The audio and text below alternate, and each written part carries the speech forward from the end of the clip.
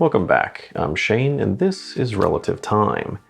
Now, late last year, I kind of went on this microbrand kick after selling a few other watches. I wound up pre-ordering 3 different watches just for myself, not even necessarily to do a review on them. And mostly because I just really liked the look of them. Now, 2 of them were Kickstarters, and I've already reviewed both of those. One of which is the Beaufort Aerotimer, and the other is the Traska Summiter. But today we're going to talk about the last and potentially best of those impulse buys, and that's the Orion Hellcat. And at this point, you all know I got a thing for red watches, so probably not a surprise I went for the burgundy version. Now, if you're not familiar with Orion, it's a rather small and I'd say premium microbrand run and owned by Nick Harris, who isn't your typical watch enthusiast owner, as he started Orion to help finance his way through becoming a certified watchmaker. I'll mention a few other things about Orion as we go through the Hellcat, but for now, let's just get to it. And let's start off by first going over the specs. The Hellcat is listed as having a width of 39mm, yet using my calipers I found it to be a tad under and closer to 38.5, while with the crown it's only 41.5. Lug to lug is also sitting right at 47, so this should be a great fit for most people, even if you do have slender wrists. And even though it's a touch under 40mm, this thing still has a huge presence thanks to the dial and the polished elements on the case.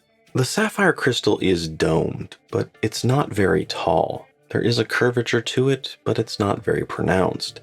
Yet this does keep the total thickness down, and here we are sitting at a total thickness of 10.5mm, and that is from the case back all the way to the top of the sapphire. Now, rounding out the specs, we have a 20mm lug width, 100 meters of water resistance, and a total weight of 130 grams with its bracelet. So it has a nice solid feel to it, but it's not overly heavy on the wrist. In fact, it's one of the most comfortable watches I've worn, and easily melts into my 7-inch wrist. A lot of that has to do with the size, as well as this really great bracelet that we'll go over near the end. Yet a good chunk of that comfort is all thanks to the case back. Just like the sapphire, it's not very pronounced, but there is a slight curvature to that case back, which helps it conform to your wrist. It's kind of a simple idea, but one that works really well.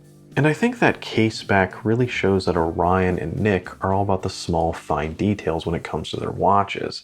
And there's some rather interesting ones here, like that case back you don't run across too often. Another one is the font or typeface that's used on the watch. Orion had their own developed when they started making the Hellcat. I'm sure it's not just for the Hellcat, but to be used on all future watches, just to help establish and maintain a brand identity. Now, one other thing they did is with the finish of the watch itself. Now, there are 4 different colorways currently available, 2 of which have a sunburst dial, and the other 2 have a matte finish. And Orion developed 2 different cases for each dial type. For the matte, it's primarily a bead-blasted finish with polished accents, while the sunburst version like this is a brush finish with polished accents. It's a subtle difference, but you don't often see microbrands getting to that level of detail for each colorway. Now, the case itself has a nice curvy flow to it, with just a fantastic finishing. There's a great brushed finishing on the sides as well as the top, as well as a polished edge that runs up from the lugs to the highly polished bezel, which winds up creating a very tool watch-like look, yet with just enough flash to highlight the overall case shape and lead your eyes right towards the dial. Although right at the top of the bezel, there is a very narrow brushed edge. This creates a buffer between the reflectiveness of the bezel and the sunburst effect of the dial. It's kind of hard to see with the naked eye, but the brushing here radiates outwards and mimics the sunburst effect on the dial. It's kind of a small thing, but a very cool way of bringing the overall design together. Moving at the 3, we have a signed screw-down crown.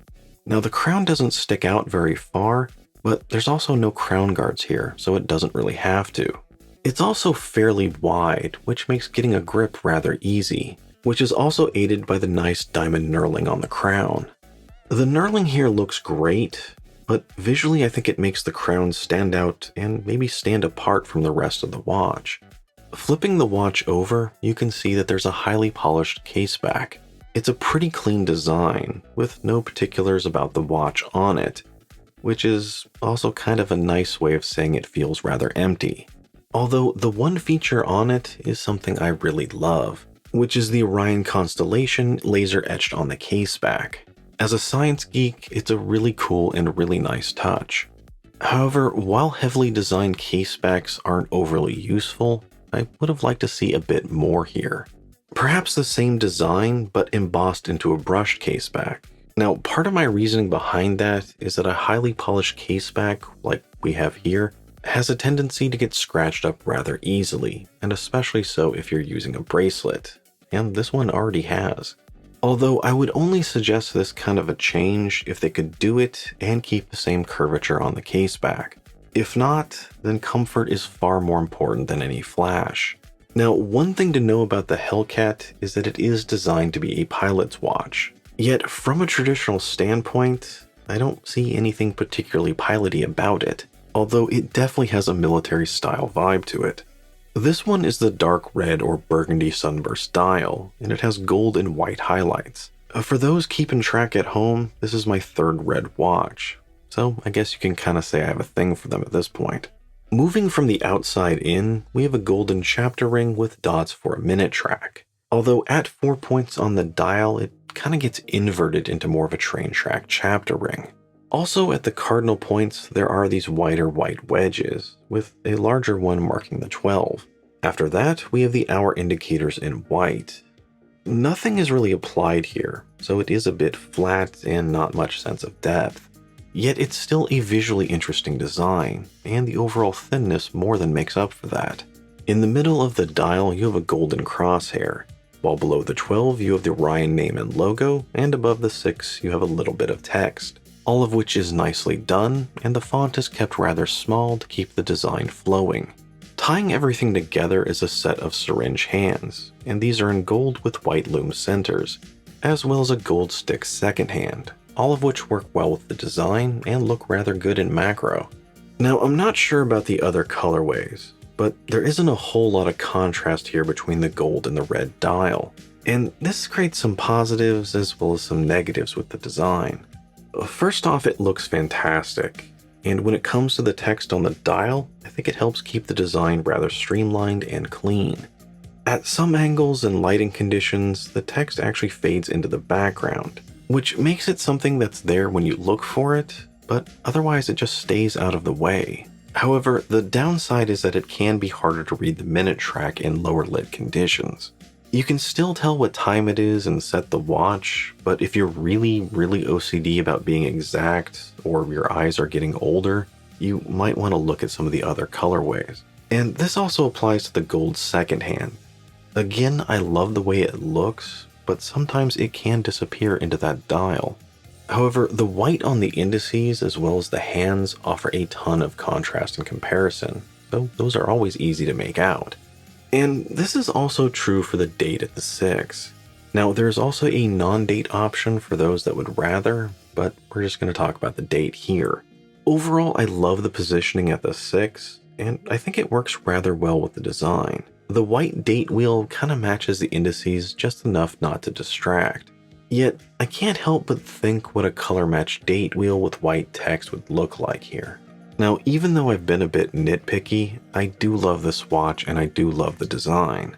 It strikes a great balance between being clean and straightforward with having a lot of visual appeal. Like some of my other favorite watches, this is a tool watch at heart, yet one that's dressed up a bit, which makes it a rather versatile timepiece for almost any occasion. One thing I truly love here about this design is the multiple crosshair effect. If you look at the dial, there are multiple crosshairs here. The first is the obvious one at the center of the dial. Then you have another one with the white elements of the chapter ring. And finally you have an X form from the inverted sections of that same chapter ring. So it kind of feels like you're looking down a scope. And all those elements work together to draw your eyes right where they need to be. Now, as far as the lume goes, well, initially I do love how this looks with the blue BGW9 Superluminova, but the dial fades out pretty quickly. However, in my comparison tests, the hands go on for quite a bit, for the most part keeping up with a Khaki King as well as a Seiko Turtle. I wish the dial lasted longer, but overall it's pretty good for a non-diver. So movement-wise, we have a Miyota 9015. It's a great movement and one I've always been happy with. It's high beat, 42-hour power reserve, hacking, and hand winding. And as for accuracy, this Hellcat is running about plus 4 seconds a day, so I can't complain about that. However, this is on the higher end where I would like to see that movement. And judging from previous comments I've gotten in other videos, this has surpassed that point for a lot of others, but I'll talk more about that near the end. Now, when I ordered mine, the bracelet wasn't an option, so it was something I added on later, although these days the bracelet is standard, so that's what I'm going to focus on. This bracelet is absolutely fantastic, and I'm really glad I ordered it, at least in the long run. It's a beautiful design that's mostly brushed, where each link has a slight curvature to them as they go down, where they then hit a polished chamfered edge at the bottom. And that edge catches the light beautifully as the watch moves, and guides your eyes up and down the bracelet until you hit this red dial. You have solid end links, solid links, and a very nice milled push button clasp, with micro adjusts as well as the Orion logo. Even though the links aren't very thick in comparison to some other watches I've seen, it has a great solid feel to it. Yet those narrower links kind of gives the watch a slightly lighter and more elegant feel to it. Overall, it's a gorgeous bracelet with a rather unusual design, one that matches the unusual design on the Hellcat. Yet at the same time, I do need to mention something here, and that's that this is one of the hardest bracelets I've ever had to work with. Pin and collar bracelets are always a pain in the ass, but this one was exceptionally so. Maybe it's the thinner links, but everything has to be lined up just perfectly in order to get it back together. Which is also true for the end links going into the watch. Everything just has to be perfectly lined up or it's just not going to go in. In the end, once you get it on the watch, it is well worth it. But you might be uttering some choice words before you ever get to that point. And last, let's briefly talk value. Now, these are going for $650 directly from Orion with a bracelet. And for some people, and especially if you're one who really focuses on specs, that's all you need to know, as this is on the higher end for a watch with a Miyota 9015. For a lot of people, it's gotta be something Swiss at this price. But Orion isn't alone in this. There are some other premium micro brands with similarly spec'd watches at a similar price. The two that I've personally seen would be from NTH and Notice, all of which have their own touches that help justify that cost. Not to mention, you can always look at what you're getting from Seiko or even Orient at this price as well. And along those same lines, I can say that compared to other watches near this price, the Hellcat meets and even surpasses some when it comes to the level of quality. So I don't think it's unrealistic in any way, but at the same time, it's also not an extreme value. The Hellcat is a watch that you really have to love the original design, the finer details, and be willing to pay a little bit of a premium for all of that, just like I was. And after 2 months, I'm still happy I did. It's a watch with a massive presence and a nice compact package. One that's extremely comfortable, very original, and one that I think is rather versatile. For some, it might even be a one-watch solution type watch. But let me know what you think about the Orion Hellcat down below, as well as if you might be interested in a comparison between this and a Traska Summiter. Putting this review together, it kind of occurred to me that they are rather similar in size, spec, and purpose. They just differ in price and of course execution. But let me know if that's something you'd be interested to see. And as always, if you enjoyed the video, don't forget to like, comment, and subscribe. Thanks for joining me.